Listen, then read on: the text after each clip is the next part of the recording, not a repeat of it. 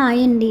శ్రీ పద్మావతి అమ్మవారి వార్షిక కార్తీక మహోత్సవాలలో వాహన సేవలు జరుగుతాయని చెప్పాను కదండి. ఈ వాహనాల సేవలు ఉదయం రాత్రి జరుగుతాయి.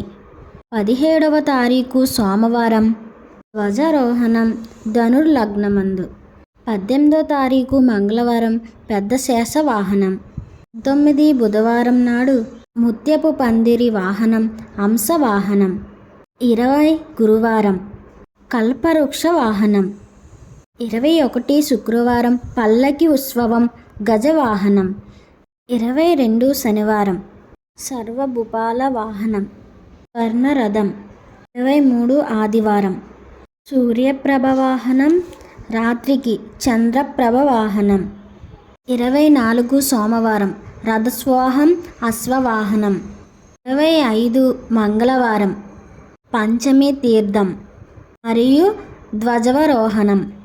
ఇలా శ్రీ పద్మావతి అమ్మవారి వార్షిక కార్తీక మహోత్సవాలు జరుగుతాయి.